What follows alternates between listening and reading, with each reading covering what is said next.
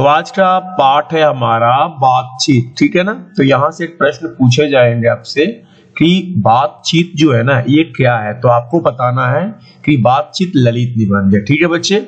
दूसरा प्रश्न ये पूछा जाता है कि बातचीत के लेखक कौन है, तो आपका आंसर होना चाहिए बाल कृष्ण भट्ट, ठीक है ना। लेखक परिचय की थोड़ी सी बात अगर हम करें तो बाल कृष्ण भट्ट का जो जन्म हुआ था 23 जून 1844 को, निधन हुआ था 20 जुलाई 1914 को, और निवास स्थान की अगर बात करें तो इलाहाबाद उत्तर प्रदेश, ठीक है बच्चे। आगे हम बढ़ते हैं।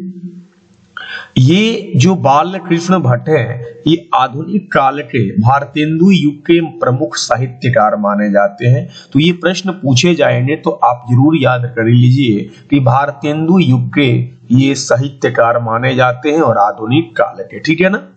तो रचनाएं की अगर हम बात करें तो रचनाएं में इनका उपन्यास में रहस्य कथा, नूतन ब्रह्मचारी, 100 अजान एक सुजान, ये ध्यान में रखना कि जो 100 अजान एक सुजान है क्योंकि ये बहुत ही ज्यादा इंपोर्टेंट है।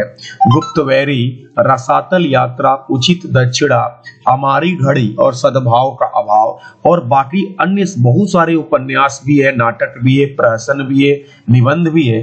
तो आपको किताब के माध्यम से बहुत सारी लिखी हुई मिल जाएगी, लेकिन एक छोटा सा मैंने रूप तैयार किया है तो आप इसके माध्यम से भी आप देख सकते हैं, ठीक है ना।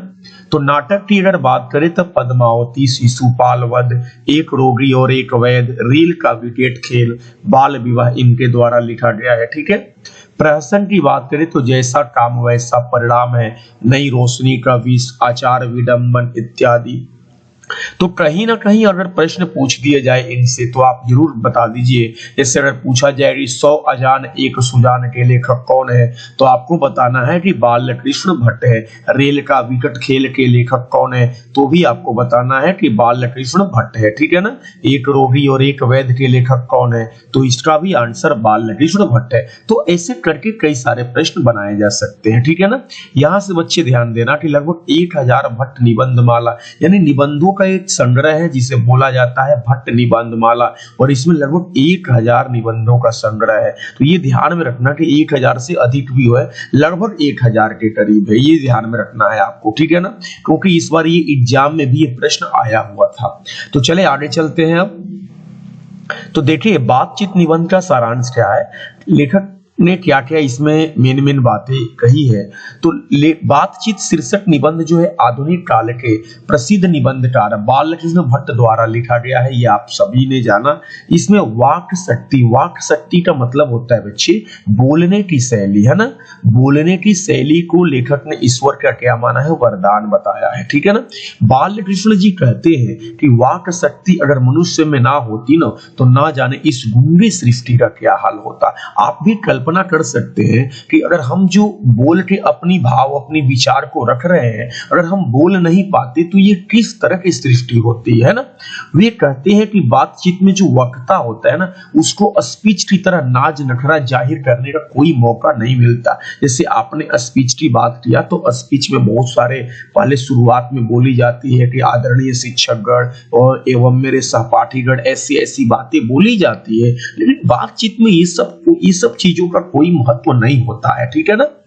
वे कहते हैं कि जैसे आदमी को जिंदगी मजेदार बनाने के लिए ना खाने पीने चलने फिरने इत्यादि की जरूरत होती है ना, वैसे ही बातचीत भी अति आवश्यक है। बिल्कुल बच्चे आप समझ सकते हैं कि जिस तरह के हमको खाने पीने चलने फिरने की जरूरत होती है, वैसे अगर हम किसी से बातचीत ना करें तो हम थोड़ा अपने आप को मतलब कि एक अनुकूल नहीं मान पाते हैं, ठीक है ना। इससे चित्त जो होता है, इससे जो मन होता है ना बच्चे वो हल्का हो जाता है और स्वच्छ हो जाता है, ठीक है। और जो मवाद जो हृदय में जमा रहता है वो भाप बनकर उड़ जाता है। मेरा कहने का मतलब है कि जो हृदय में जो भी चीज बैठी हुई होती है ना, आप अगर किसी अपने से दोस्तों से या अपने जो सगे संबंधियों से जब आप कह देते हो ना तो वो कहीं ना कहीं थोड़ा सा क्या होता है कि आप थोड़ा अपने आप को राहत महसूस करते हो, थोड़ा हल्के महसूस करते हो, ठीक है ना। बेन जॉनसन कहते हैं कि बोलने से ही मनुष्य के रूप का साक्षात्कार होता है। जी हाँ बच्चे, अगर कोई बोलेगा तब तो हम जान पाएंगे कि असल में वो उसकी विचारधारा कैसी है, वो किस तरह का इंसान है ना। लेखक ने बातचीत के प्रकार को भी बताया है, ये ध्यान में रखना बच्चे। लेखक ने बातचीत के प्रकार को भी बताया है। एडिसन, एडिसन वाली बात जरूर याद रखना। एडिसन ने क्या बोला था? एडिसन मानते हैं कि असल बातचीत सिर्फ दो ही व्यक्तियों में हो सकती है। ये ध्यान में रखना, यहां पर ध्यान देना।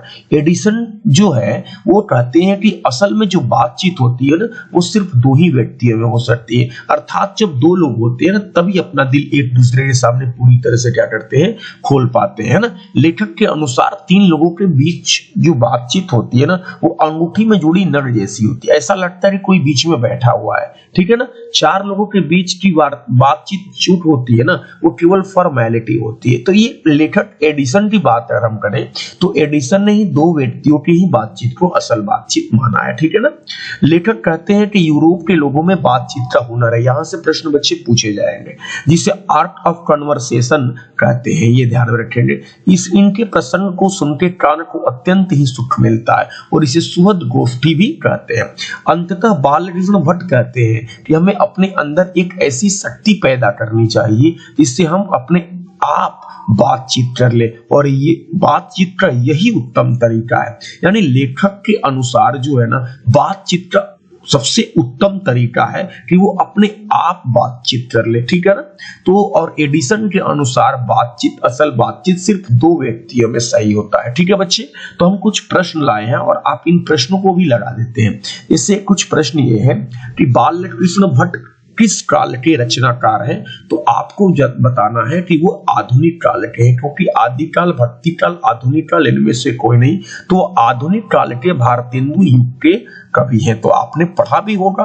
दूसरा प्रश्न ये है कि बातचीत के माध्यम से बालकृष्ण भट्ट क्या बतलाना चाहते हैं? तो क्या भाषा की शैली बतलाना चाहते हैं या बातचीत की शैली बतलाना चाहते हैं, स्वभाव की शैली, या इनमें से कोई नहीं? तो बच्चे वो बातचीत की शैली को बताना चाहते हैं, ठीक है ना। नंबर मेरा 3 है कि बालकृष्ण भट्ट का निवास स्थान कौन सा है? तो वो है इलाहाबाद, उत्तर प्रदेश है, ठीक है ना। चौथा प्रश्न है कि बातचीत से मन किस प्रकार का हो जाता है? बच्चे तो आप अपने चारों ऑप्शन को पढ़ेंगे तो आपको पता चलेगा कि बातचीत से जो मन होते जाता है वो हल्का और स्वच्छ हो जाता है, ठीक है ना। नंबर 5 कहता है कि बालकृष्ण भट्ट ने किस पत्रिका का संपादन किया था? तो ये याद रखेंगे बच्चे कि वो हिंदी प्रदीप पत्रिका का संपादन किया था और ये एक मासिक पत्रिका था, ठीक है ना। ये याद रखेंगे, ठीक है, जो हर माह पे ये निकाली जाती थी। 6 नंबर प्रश्न ये है कि बातचीत शीर्षक निबंध के निबंधकार कौन है? तो इसका आंसर होना चाहिए बालकृष्ण भट्ट होना चाहिए, ठीक है। 7 नंबर है कि बातचीत किस विद्या की रचना है? तो क्या ये गीत है या कहानी है या निबंध है या इनमें से कोई नहीं? तो ये एक निबंध है, ठीक है ना, क्योंकि हमने शुरू में ही बोला है कि यह एक ललित निबंध है। एडिसन के अनुसार असल बातचीत कितने लोगों के बीच हो सकती है? तो आपने समरी में पढ़ा होगा कि असल में जो एडिसन के अनुसार में जो असल बातचीत जो होती है वो दो ही लोगों में होती है, ठीक है ना। लेकिन लेखक के अनुसार जो होती है ना वो अपने आप से बातचीत करना ये सबसे उत्तम तरीका माना गया है, ठीक है। अगला मेरा प्रश्न है कि बालकृष्ण भट्ट हिंदी प्रदीप मासिक पत्रिका निकालना कब प्रारंभ किया था? तो ये हिंदी प्रदीप जो मासिक पत्रिका है ये लेखक ने 1877 में प्रकाशित किया था, ठीक है ना।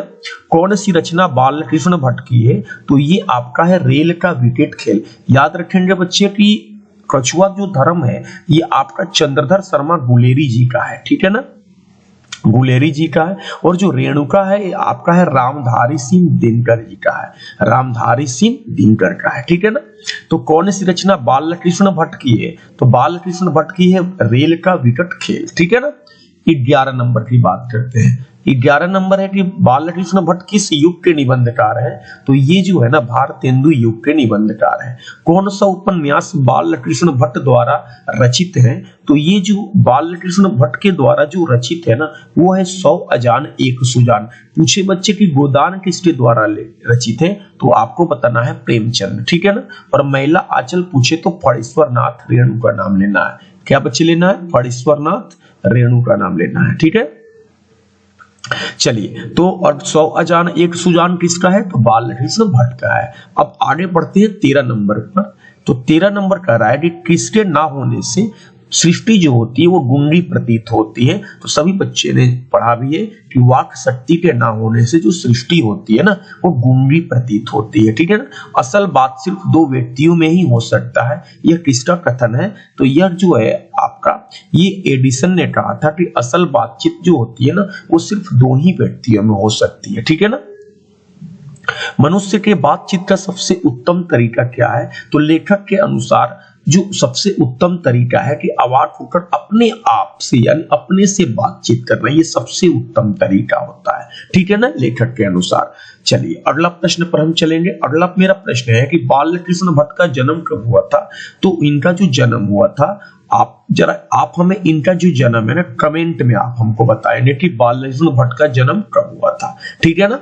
आगे बढ़ जाते हैं। 17 नंबर है कि कौन सी रचना बालकृष्ण भट्ट की नहीं है? तो नूतन ब्रह्मचारी इन्हीं की है, 100 अजान एक सुजान इन्हीं के हैं, सद्भाव का अभाव भी इन्हीं का है, गोदान इनका नहीं है, ठीक है ना, क्योंकि गोदान बच्चे जो है ना वो प्रेमचंद का है, ठीक है, ये याद रखेंगे। तो ये पूछा है कि कौन सी नहीं है, तो आपको बताना है कि गोदान जो है ना ये इनकी रचना नहीं है, ठीक है। अगला मेरा प्रश्न क्या है कि संवाद में सबसे महत्वपूर्ण क्या है? तो सबसे महत्वपूर्ण पूछा है। अगर महत्वपूर्ण पूछता तो तर्क भी होता है, जिज्ञासा भी होती है, आत्मीयता भी हो जाए, यानी इनमें से सभी हो जाता। लेकिन सबसे महत्वपूर्ण पूछा है बच्चे तो इसमें हो जाएगा आत्मीयता, ठीक है, यानी स्वयं से बातचीत करना, यानी व्यक्तिगत, इसका आप दूसरा अर्थ निकाल सकते हैं, ठीक है ना। अगला मेरा प्रश्न ये है 19 नंबर कि आर्ट ऑफ कन्वर्सेशन कहाँ के लोगों में सर्वाधिक प्रचलित है? तो आपने पढ़ा भी है कि यूरोप के लोगों में सर्वाधिक प्रचलित है, लेखक के अनुसार ये बताया गया, ठीक है। और अगला मेरा लास्ट प्रश्न है कि बालकृष्ण भट्ट ने कौन सा मासिक पत्र निकाला था? तो आप सभी बच्चे ने पढ़ा है कि हिंदी प्रदीप निकाला था, जो कि 1877 में, ठीक है ना। और रही बात कि ये एक मासिक पत्रिका था, तो आप सभी बच्चे ने देखा भी था। अगर आपको वीडियो अच्छा लगा होगा बच्चे तो प्लीज आप चैनल को सब्सक्राइब कर लेना और वीडियो को लाइक कर देना, ठीक है ना। धन्यवाद।